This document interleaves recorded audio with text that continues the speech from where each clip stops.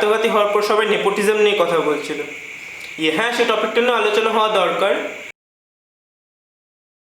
কিন্তু খুব কমজনই আছে যারা ডিপ্রেশন বা মেন্টাল হেলথ নিয়ে কথা বলছিল।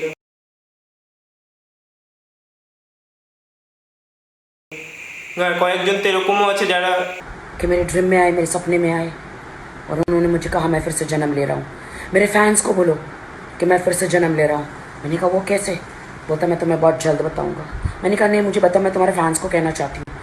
बोलते राखी तुम शादी करोगी और मैं तुम्हारी कोख से जन्म लूँगा फिर से, और जो मेरा बच्चा बन के आएगा वो सुशांत होगा। Could you believe? তাহলে আমি বলি কে দেয় এদের টাইম অ্যান্ড ফলোয়ার্স? যাই হোক, তো এই ঘটনাটা হওয়ার পর ইট মেড মি থিঙ্ক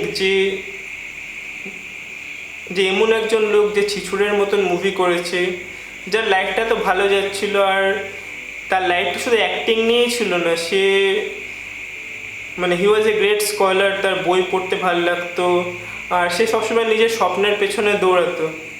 তো সে এরকম কাজ কেমন করে করতে পারে?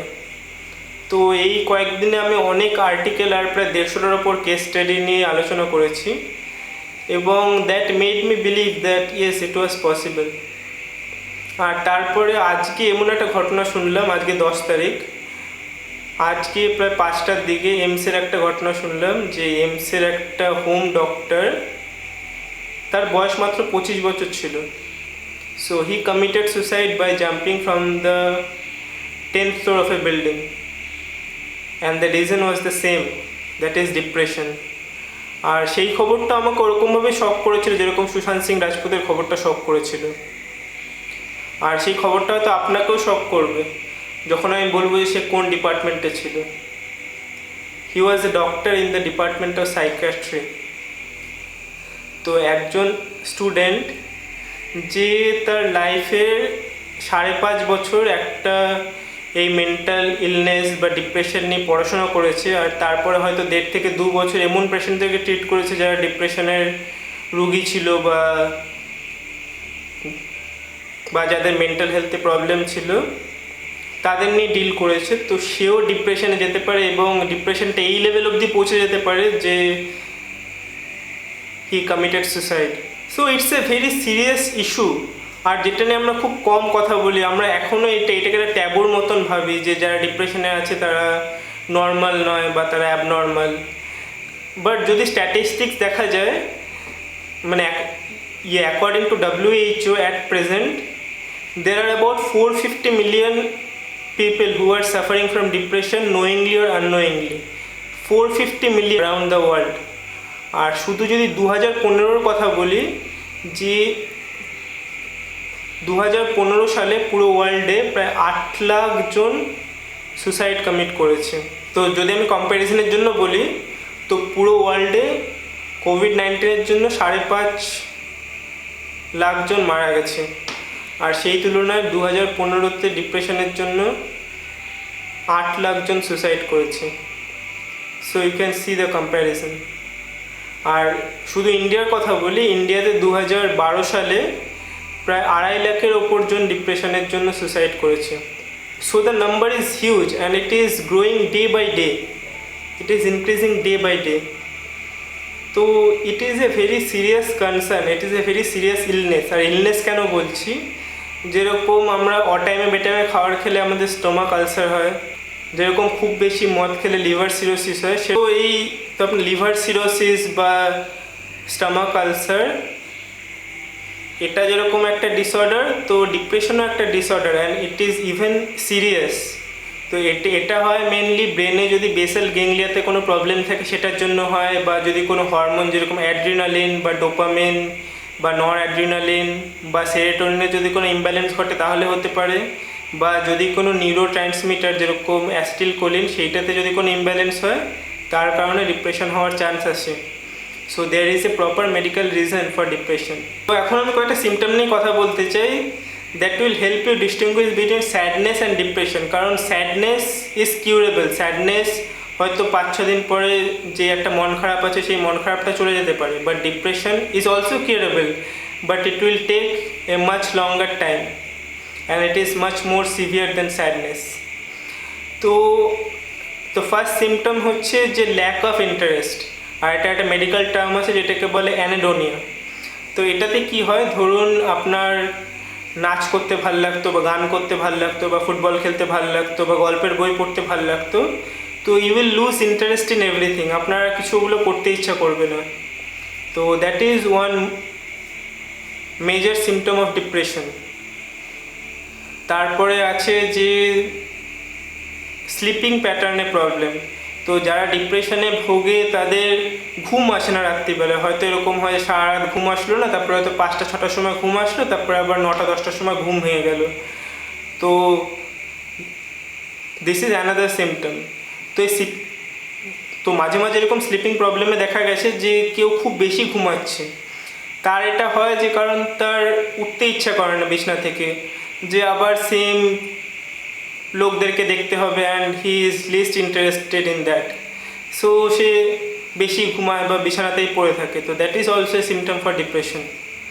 তারপর হয় যে অ্যাপিটাইটের প্রবলেম, কেউ হয়তো ডিপ্রেশনের জন্য খুব কম খায়, খেতে ইচ্ছা করে। তো এরকমও কয়েকটা ইনস্টেন্সেস যেখানে যারা ডিপ্রেশনে ভোগে তারা খুব বেশি খায় আর তার কারণে ওবেসিটি হয়।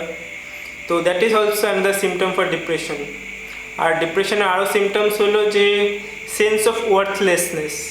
তো এটা মেনলি যে ফ্যামিলি সবচেয়ে ছোট তার সাথে বেশি হয়, যে তার যখন তার কোনো ওপিনিয়নকে গুরুত্ব দেওয়া হয় না, তো তার মনে হয় যে he is not worthy of anything, তো সে কিছু করতে পারে না বা he is not worthy of anything.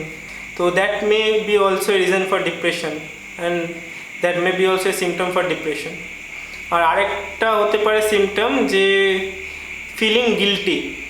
তো এটা একটা এক্সাম্পল দিয়ে বলছি। ধরুন আপনি কোনো রিলেশনশিপে আছেন, তো রিলেশনশিপে আপনার দুজনের মধ্যে ঝগড়া হচ্ছে, আর ঝগড়া হওয়ার কারণ তো আপনারা দুজনেই, বাট আপনার সবসময় মনে হবে যে আমার মধ্যেই হয়তো কোনো কমতি আছে বা কিছু খামিয়া আছে যার জন্য সব ঝগড়াগুলো হচ্ছে। তো that is the feeling of guilty. আর এই সিমটমগুলো যদি 2 সপ্তাহ বা তার থেকে বেশি লাস্ট করে, then you may be in depression. So এই সায়েন্স অ্যান্ড সিমটমসগুলো আপনি অনেক জায়গায় পেয়ে যাবেন, এগুলো থিওরিটিক্যাল নলেজ। বাট আজকে আমার মেন পারপাস এই ভিডিওটা বানানোর যে মানে আমরা এই ডিপ্রেশনটাকে এখনও ট্যাবুর চোখে দেখি।